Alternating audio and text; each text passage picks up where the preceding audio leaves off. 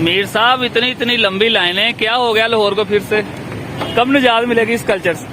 यार देखिए, पहले तो लाहौर की आबादी ना ये समझने की कोशिश करें कि लाहौर की आबादी जो है कोई 2.5 करोड़ के करीब हो चुकी है जी। और कोई प्लानिंग नहीं है कि अगले 10 सालों में ये शहर कहाँ जाएगा। ये देखिए जरा, कहाँ तक, वो पीछे यहाँ से ये आगे जी।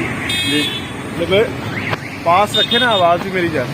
ये वहां से आगे लिबर्टी और ये वो उधर तक, ये 2.5 करोड़ के करीब लाहौर शहर की आबादी हो चुकी है और आगे 10 साल में ये मल्टीप्लाई करें, इसको डबल कर लें, बल्कि ट्रिपल कर लें, जिस अंदाज से काके हो रहे हैं हमारे यहाँ, और ये कोलैप्स कर जाएगा।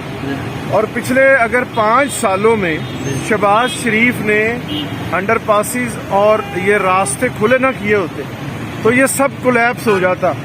और यहाँ बड़ी कह लें कि एक शर्मनाक ये टेंडेंसी है हमारी सियासत में कि यहाँ जंगला बस और पता नहीं क्या क्या कहा गया कि जी ये भाई वो काम करते हैं जो नजर आता है।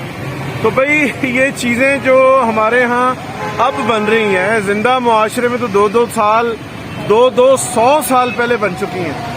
तो भाई ये देख लें, और ये ट्रैफिक अब इसलिए स्टक इसलिए हो चुकी है कि आगे कोई प्रोटोकॉल है, कोई हुक्मरान है, कोई हमारे वोट जो हम वोट देते हैं वो उनके लिए रास्ता बनाया जा रहा है। और जो ये सब वोटर हैं, वोट को इज्जत दो, ये सब जो हैं ये खड़े हुए हैं इसी तरह जिल्लत की जिंदगी। ये बेचारे देखें, इनमें ये आवाम है ना जी, ये गाड़ी देखें, ये पब्लिक ट्रांसपोर्ट, ये और फिर ये बड़ी छोटी गाड़ियां, सब उसकी वो क्या है, जद में आ गए, एक ही सफ में खड़े हो गए सब। महमूदो यार